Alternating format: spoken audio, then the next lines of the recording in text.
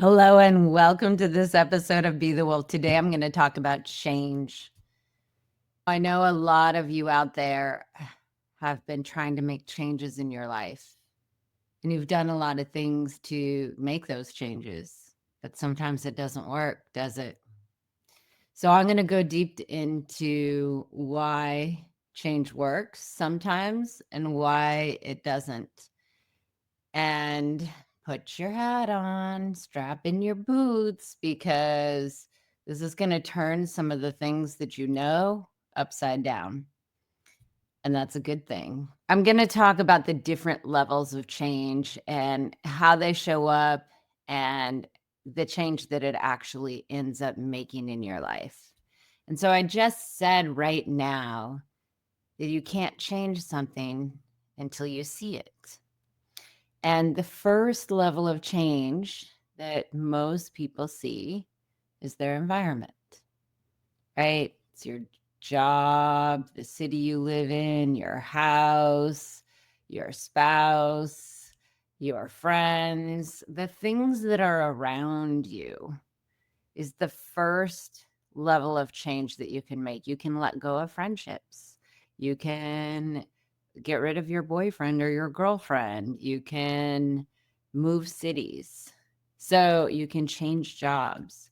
For me, in the past, when I had a job that I didn't like, every time it ramped up and got bad, I would look for another job. But what ended up happening is I would end up trading one crappy job for another crappy job.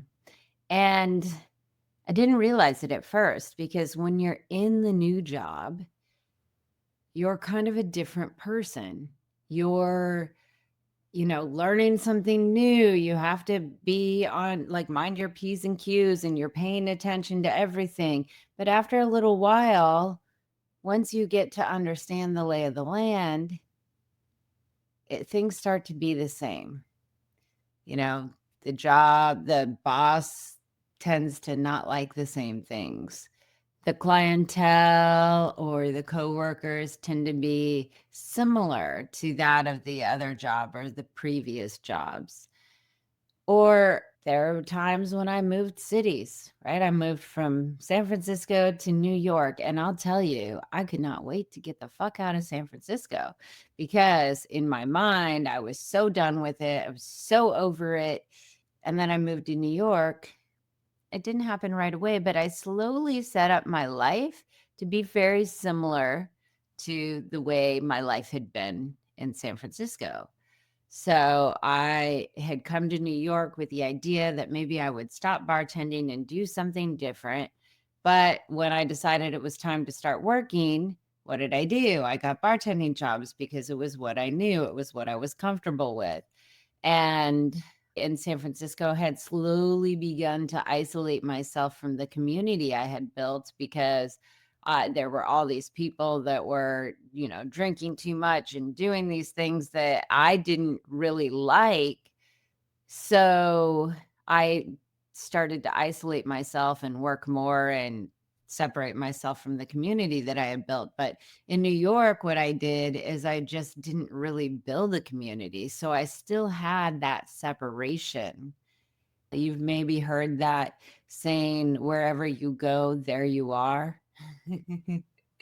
And so for me, in isolating, that came from within me. In doing the same jobs, that came from within me. It was because of the decisions I was making. And the decisions you make in your life play out. They all have a tail, right? I'm living the results, the outcomes of the decisions I made 5 years ago, 10 years ago, 6 months ago, yesterday, 2 weeks ago. And so there's a tail to all the decisions that you make. But here's what people don't understand is that 95% of your decisions are driven by emotion. And most people aren't really aware of their emotions. I mean, people know when they're really overwhelmed with emotion, but they don't understand that there's these little pops of emotion that happen all throughout the day. little tiny releases from your brain of brain chemicals that are released by your thoughts, that by triggered by experiences and then thoughts and meanings and all of that stuff. But that doesn't totally matter for the purpose of what I'm talking about today. What you do need to understand is that the life you're living is a result of your decisions. And yes, some of the things that happened to you in your life were out of your control, but you're the one who decided what to do once that thing happened. So, see, two people can experience the same thing and have very different outcomes because they will make different decisions as a result of whatever that thing is. So that the thing, a tornado happens, like right metaphorically or literally. And one person might choose to hide in the bunker, hide in the basement for 5 years. Another person might choose to go straight into the tornado. Two very different results. Another person might hide in the bunker for till the tornado is over, then come out. Another different result, right? Decisions. But each of those decisions is driven by an emotion. So, one of the things about places and environments is we begin to have neurological associations to a place. So, I lived in San Francisco for 17 years, and while living there, I didn't realize that my life was hard, that I was making my life hard.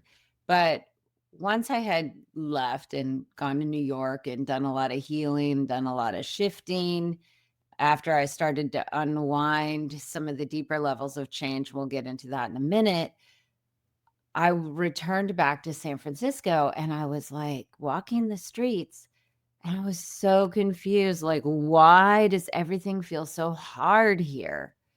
And it's because I had this anchor to things being hard in San Francisco.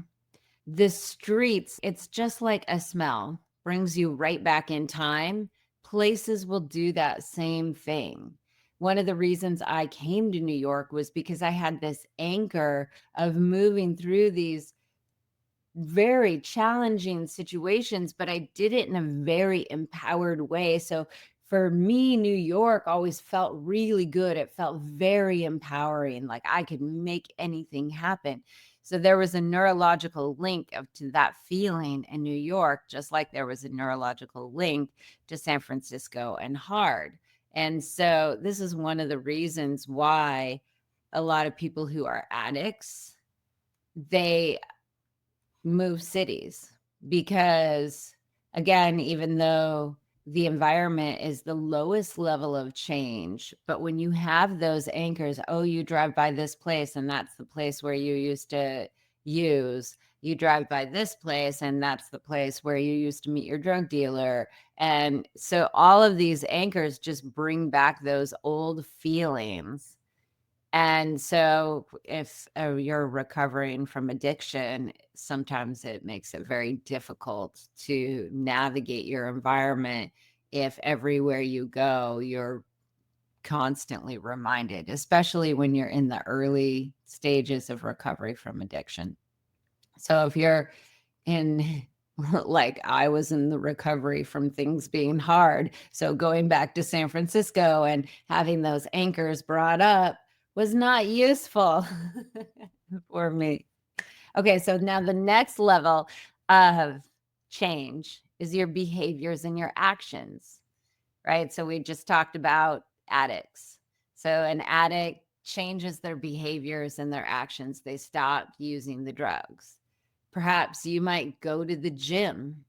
And again, these are decisions. So the things you choose to do, the actions you take, again, are driven by emotion. So you might be going to the gym because you want to be healthy and feel good and feel strong and be able to hike up a mountain and lift your kids up with ease, right? Those are hopeful emotions that are driving that action.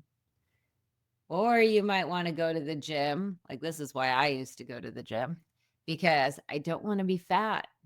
I don't want to be ugly. I want people to like me. I want to be skinny so that I am loved and can attract male attention, right? Very different emotional drivers for the decisions to take those actions. Now, yes, I went to the gym and I got in shape many times in my life, but once I had the attention and the male attention that I wanted, once I had the illusion that people like me, once I decided I wasn't fat, then my motivation to keep going to the gym went to shit. Like, it was gone. So I had these very many up and down points of me actually going to the gym. So those behaviors and those actions didn't hold. Yes, I could make the change, but I couldn't hold it. Whereas somebody who was going to the gym because they just wanted to feel good and they liked the way it felt, right? Different emotions, they would probably continue to go to the gyms consistently over long periods of time. So, again, your decisions are driven by your emotions, behaviors, and actions. Okay, so behaviors and actions and changing your environment. And this is where most people live. Like, I'm going to change my environment. I'm going to switch jobs. I'm going to switch friends. I'm going to stop drinking coffee. I'm going to give up eating meat. I'm going to start running up the stairs instead of taking the elevator, right? These are actions, and these do lead to change, but they don't often lead to long-lasting change unless they're driven by a positive emotion. And so the next level, are you ready for it? The next level of change is skills and capabilities. And this makes sense, right? You learn new things and it creates change. You go back to school and then you have more opportunity for a different job. It opens up possibilities that weren't there before. So it really also involves practicing the new skill. Like, you learn this new skill and then you have to practice it, because otherwise it doesn't become part of your capabilities. Notice I didn't say anything about knowledge here. I said going back to school, but it's not the knowledge that actually makes the change. Like, yes, you can get a degree, but if you didn't retain the knowledge, it's not really gonna shift your world that much. In fact, if you just got the degree, but you didn't actually learn and are not able to put things into action, it doesn't give you a whole lot. Like, the degree, the piece of paper, changes your environment. So it gives you something. And this is why a lot of employers, right, they don't want to hire people that just have a degree. They want to hire people that have experience, because experience shows that you have the skills and the capabilities because you've put it into practice.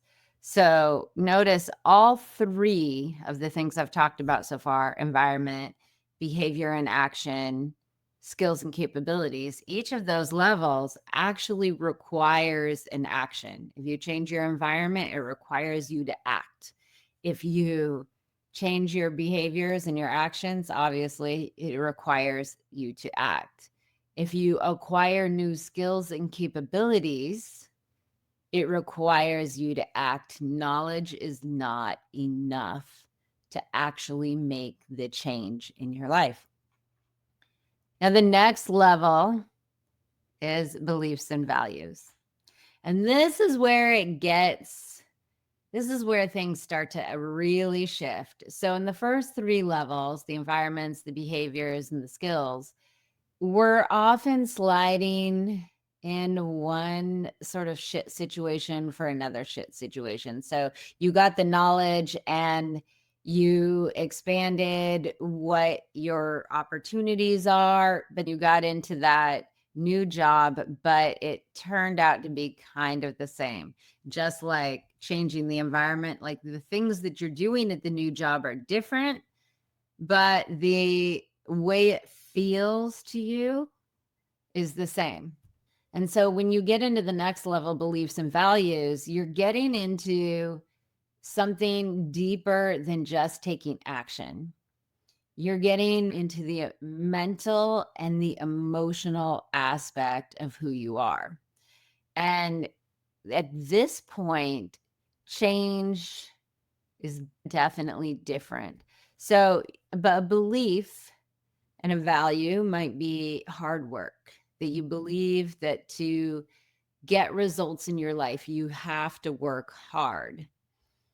And that might be a value. A value are the things that you think are important to you and most important to you in life. One of the things that knowledge does do is it can shift and influence your beliefs. So if you look at the book Educated by Tara Westover, so this book is about a woman who grew up, I believe, in the Appalachian Mountains. I'm not positive about the where, but her family grew up kind of out in the boonies, and they didn't believe in schools and modern medicine, or they didn't trust the government. So they really isolated. And over time, she found her way out of that family and she went and got educated. So she went to college and learned a lot. And in that process, it changed her beliefs because that knowledge expanded her mind. And then her experiences also expanded her mind, and it changed her beliefs about how the world worked. So she originally believed, just like her family, because we tend to be indoctrinated into our familial beliefs, that modern medicine was bad, that education was bad, that the government was pretty much out to get you. And so in her journey of becoming educated, her viewpoint changed and it opened up more possibility for her. So she created a life that was very different than the one she grew up in, whereas most of our families still continue to live in that same life. So one of the things that I think we all do is we tend to recreate our parental lives. Now, again, going back to changing the behaviors, the actions, the skills, and the capabilities and the environment, it may look different on the outside, but it's very similar. Like the amount of emotional and mental freedom you have is similar to that of your parents, or similar to that which you felt as a child, is a better way to put it, because typically generation to generation, there is an incremental change. But when you do something like Tara Westover did and completely go outside the familial path or what the family wants, you have this opportunity to blow open your perspective and make change at a deeper level. And that change is mental and that change is emotional. So as we get into these higher levels of change, you're going to notice that mental and emotional plays a big role. Again, remember, all your decisions, pretty much 95%, are driven by your emotions. And what creates your emotions? The thoughts that you think. So if I'm walking up to a dog and I'm thinking, oh my gosh, that dog is so cute, right? I'm going to be flooded with emotions of joy. And somebody else might be walking up to the dog and they are like, holy shit, that dog is so going to get me. So now they're flooded with fear. So I walk up and I like pet the dog and I'm like feeling this joy, whereas they're running away, right? The emotions are driving the actions. So the things that you believe about the world and about others forms your beliefs and values. So if you We're told repeatedly, oh, money is evil, rich people suck, things like that. You're gonna have a difficult time actually creating money in your life and a lot of it, or being able to hold on to it. You might be able to create it, but you might not be able to hold on to it. And that's because you have these beliefs about how the world is that you may not even be aware of. Most people aren't even aware of their money beliefs. And, somebody like me, because I've studied the mind and I work so deeply with people's beliefs and values and these higher levels of change, I can typically pull people's money beliefs out just in a conversation. Let's talk about money for 5 minutes. And I can see what's in their way. So if you have, like, for instance, if you have that belief that hard work is the way to succeed, there's going to be a point when your body's going to give out, you reach a cap. And so there has to be another way to work in order than that super grind. Like, you don't want to burn out. You don't want to end up in a health crisis. But if you have that belief that hard work is how you succeed, you're going to have a hard time making a change beyond that. It's going to take probably some major crisis, like maybe you get cancer or something, before you break that belief and have to find another way because your back is against the wall. And again, that's driven by emotion, right? I don't want to die. So there's that fear. So now I'm going to change my belief. I'm going to do it differently. And that's a choice that's driven by emotions. There are plenty of people who get sick and then go back to doing the same thing. And that is also a fear of not letting go of what they have perceived has kept them safe. So if they have that, I have to work hard belief, they believe at a deep level that that has kept them safe. And so therefore, letting go of it is too scary. They would rather not step into the unknown. And so they revert back to the old ways. Another very common belief that happens, a lot of times these happen from experiences, right? We have these overwhelming emotions and then we create new beliefs. And a lot of your belief system was formed before the age of 10. So there's a lot of stuff running that you're probably not even aware of. So a common belief that happens that changes the way people navigate the world is they go through a heartbreak or a breakup and they decide, again, decisions, beliefs are just decisions. They decide that love is painful. And so now they pivot and change and shift and do whatever they can to sabotage love because they don't want to create painful experiences. And this is something that happens below the consciousness for most people. So then maybe they have an experience that unwinds that belief. Maybe somebody is patient with them and really like takes their time and they open their heart again and little by little they feel love again and they feel how beautiful and amazing it feels. And then that new emotion, that bringing in that positive emotion shifts their belief. It shifts it back to, oh, love is beautiful. Or maybe it only shifts it a little bit. Maybe it's like, only this love is beautiful. And that's what happens for a lot of people once one belief is really locked in, especially if it's stuff that was locked in from childhood. So a person who felt unloved as a child and then goes through an emotional breakup is then they develop this love is painful belief is probably going to have a harder time letting go of that belief than somebody who felt very loved as a kid and went through one heartbreak as an adult. They'll be able to shift that belief easier.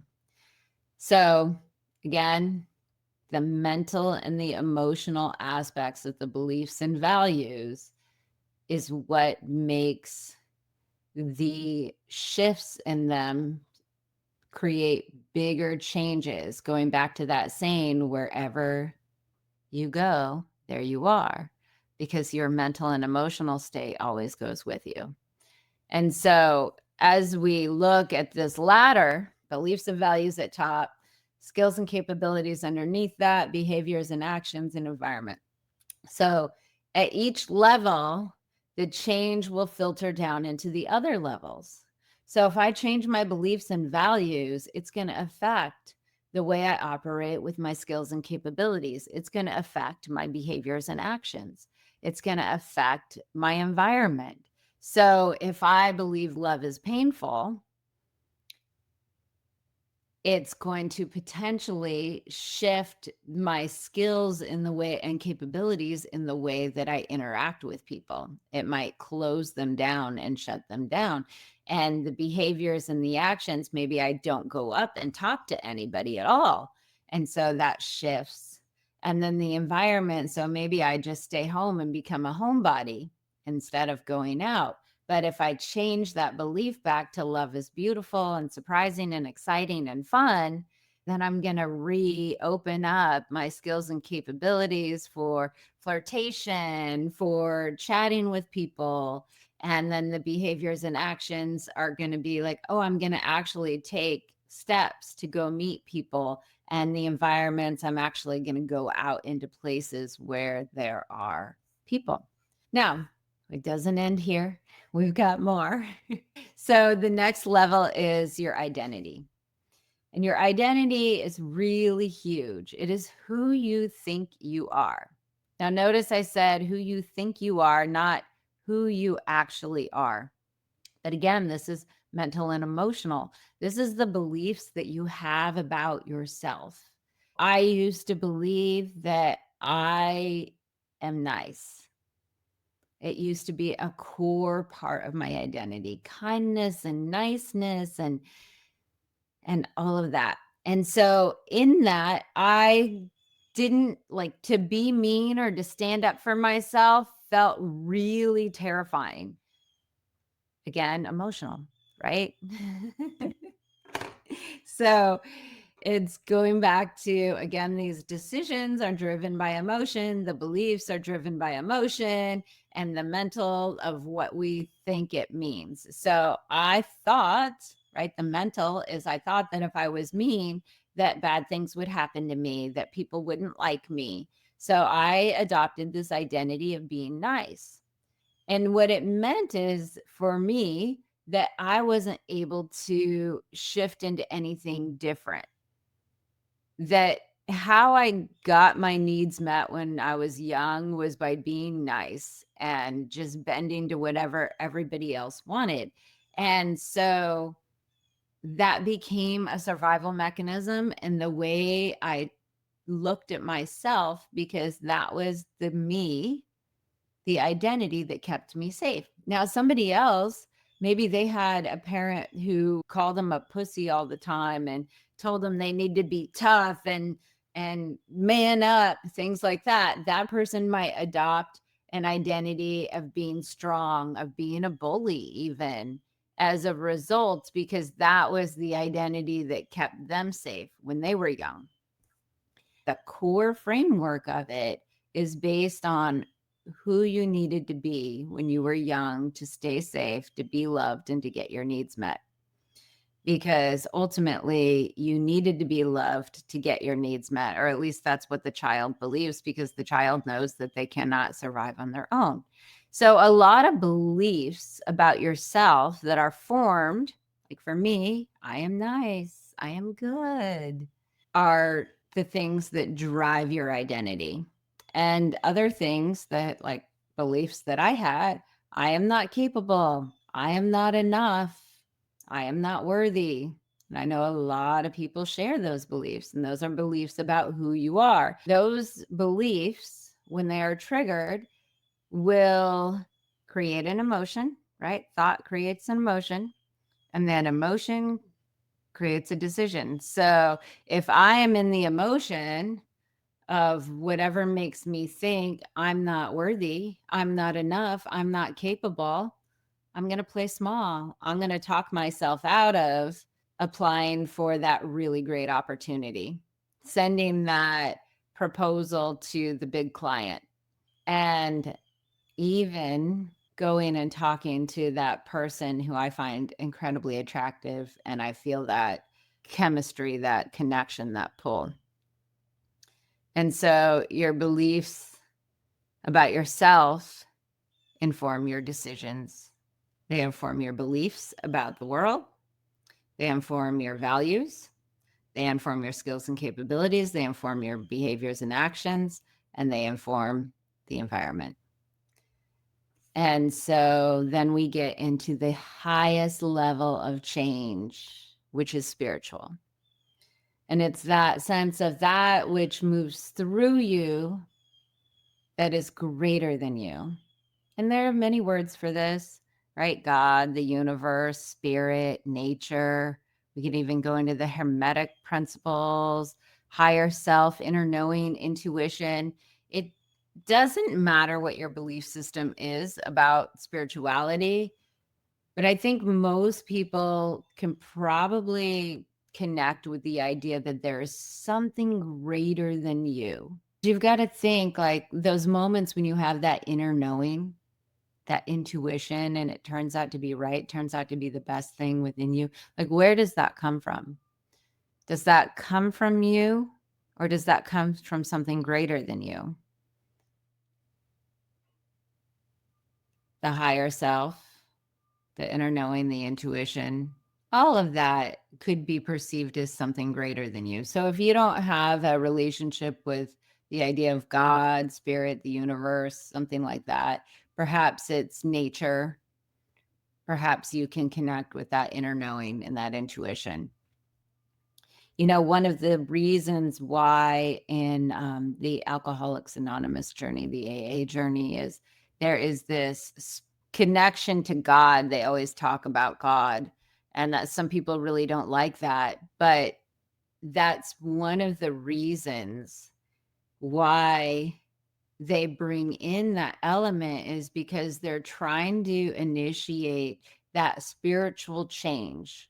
Because when you have a shift in your spiritual reality, that will inform and shift all the levels below. And there's a little thing that most people don't know. One of the people who founded AA, I might get some of the details incorrect here, so don't quote me on all the specifics, but one of the people who was one of the founding members or the beginning people who started AA, they actually had a psychedelic experience with belladonna, and they connected to the oneness of the universe.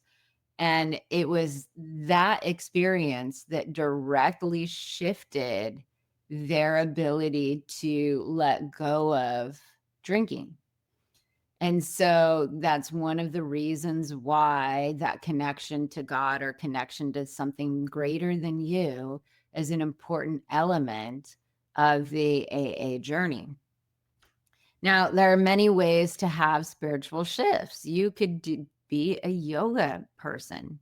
You could meditate and connect to that thing that's greater than you.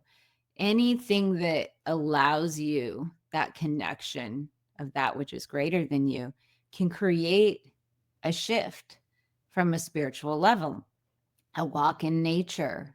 And I'm sure a lot of you out there have taken walks in nature, or maybe you do things like surfing, or even sometimes going to the gym and getting into that zone, and you just have this pop of this revelation, this understanding that shifts everything for you.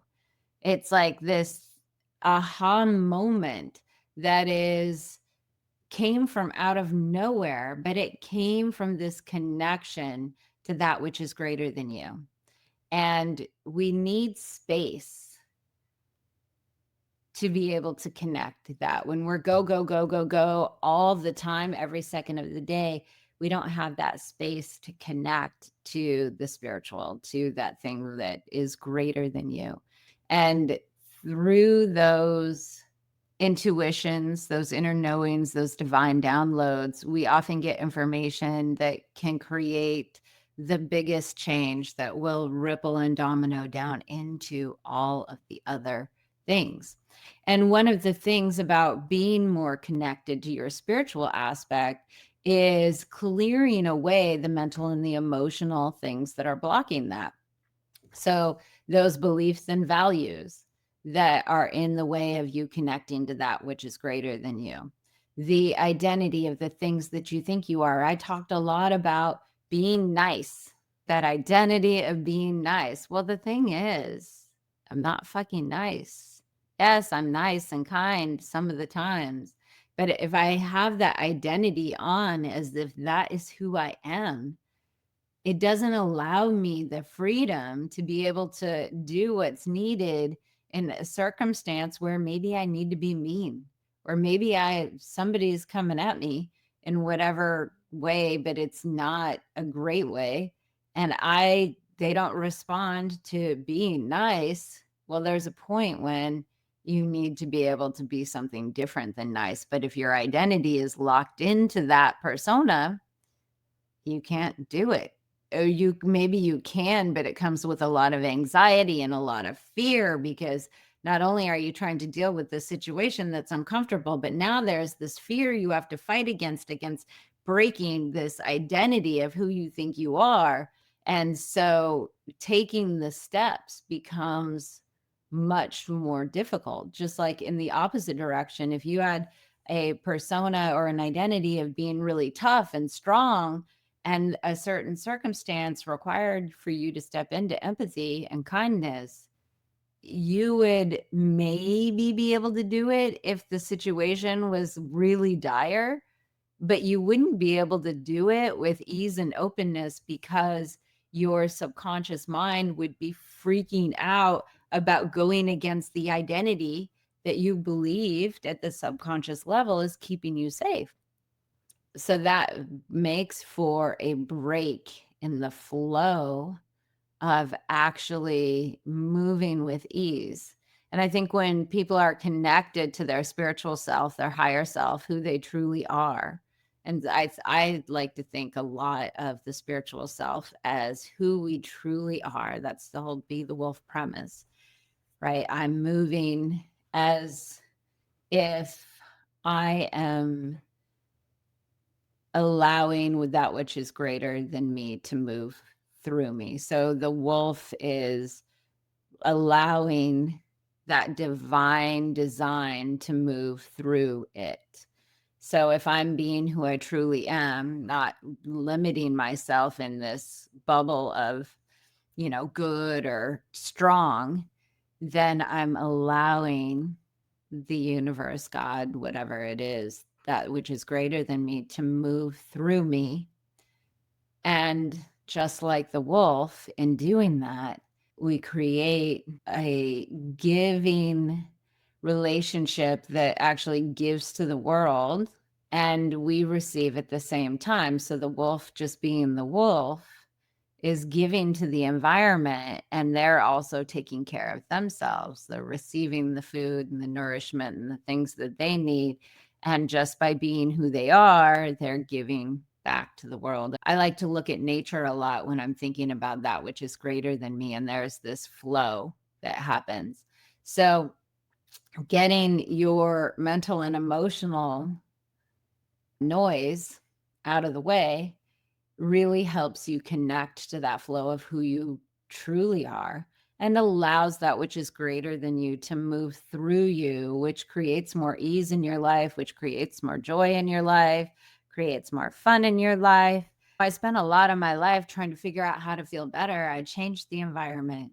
I changed the actions and the behaviors. I changed the skills and the capabilities. That's where I started. Oh, the first 3 levels didn't do it. So let's change my beliefs and my values. And that wasn't enough. So then I had to dig deeper and change my identity. And that wasn't enough. But it was when I started connecting to who I truly am, that just opened the realm for that spiritual shift. I didn't have to connect to God or the universe in any new way.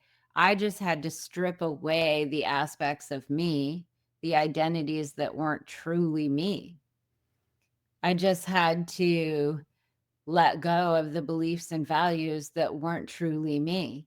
And then by doing that, more connection to that which is greater than me opened up. That was a byproduct. But the internal was that I felt really good. So I started making those behavior changes, right? Going to the gym and working out and changing the way I ate became a totally different animal. It was no longer about not being fat. It was no longer about making people like me. It was about, how do I feel good? How do I do what's best for me in this body and allow that space to enjoy it? And so in that course of that time, I lost 45 pounds, and it wasn't fast. It wasn't the way I had lost weight in the past, but I didn't think about it. I just changed the habits. I changed the behaviors and the actions, and I didn't fixate on it because the mental and the emotional was clear.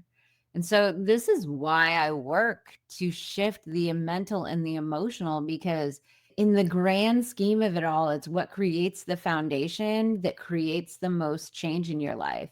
So if you've changed the environments, the skills, the knowledge, the capabilities, even the beliefs and the values and the behaviors and the actions, and if you've changed all those things, but you're not still feeling the way you want to feel in your life, you're not feeling the freedom, you've got to dig down on the emotional and the mental, because those higher levels of change, the belief and values, the identity, and the spiritual, all are connected to the mental and the emotional.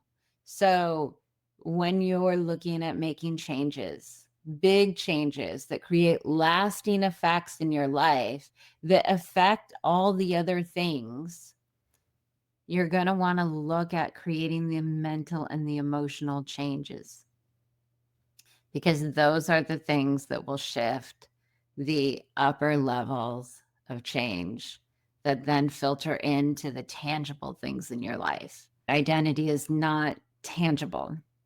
Beliefs and values, not tangible. But your environment, that's tangible. The house you live in, the car you drive, the people you're around. And so you'll create the greatest amount of change if you shift those top levels of change. And the only way you can do that is by shifting the mental and the emotional aspects of who you are. Okay, I hope you found this useful. Okay, if you want to find out more about shifting the mental and the emotional, you can follow me on social media. All my social media is at Genea Barnes. So GeneaBarnes. That's with a G, everybody. Open up the browsers, your social media of preference, to GeneaBarnes, and you'll get access to all the other things I have available there. And so I want to leave you with this. Remember, when you operate from the truth of who you are, humanity evolves. We'll see you next time on Be the Wolf. Bye, everyone.